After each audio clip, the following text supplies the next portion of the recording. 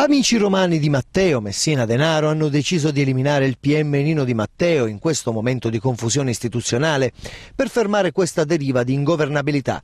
Cosa Nostra ha dato il suo assenso, ma io non sono d'accordo.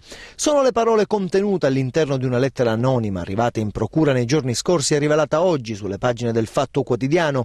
A scrivere la missiva sarebbe a suo dire uno dei membri del comando di morte che ha fornito anche una serie di notizie sugli spostamenti quotidiani del magistrato e sui punti più deboli della sua protezione. Quindi ha indicato una serie di depositi e di armi ed esplosivi nascosti in una serie di luoghi del Palermitano. Immediatamente è scattato l'allarme. Nino Di Matteo, il PM titolare dell'inchiesta sulla trattativa Stato-mafia, il cui processo è ormai alle porte, avrà inizio il prossimo 27 maggio, sta anche concludendo il processo contro gli ex ufficiali del ROS Mori e Obinu, accusati di aver favorito la latitanza di Provenzano con il mancato blitz a mezzo chiuso. La prefettura ha riunito d'urgenza il comitato provinciale per l'ordine e la sicurezza pubblica per rafforzare la sua scorta, mentre in procura il procuratore di Palermo Messineo ha convocato una riunione tra polizia, carabinieri, DIA e Guardia di Finanza.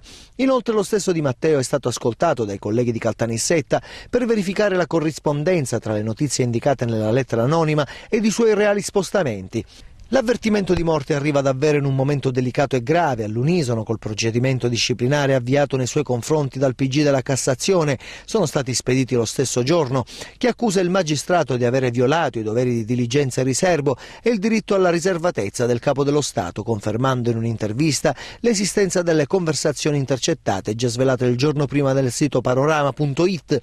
Un procedimento che, alla luce della lettera anonima giunta in procura, suona quasi come un'ulteriore sovraesposizione nei confronti del magistrato, che rischia di restare sempre più isolato assieme al pool di colleghi che seguono con lui l'inchiesta.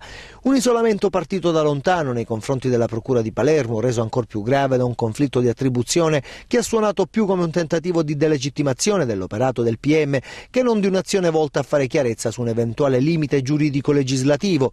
Intanto dall'altro ieri a Di Matteo è stata rafforzata ulteriormente la scorta con una nuova macchina blindata, 2 auto in più sotto casa e l'obbligo dei giubbotti antiproiettile per tutti gli uomini della scorta, a cui sono stati aggiunti 2 agenti in più.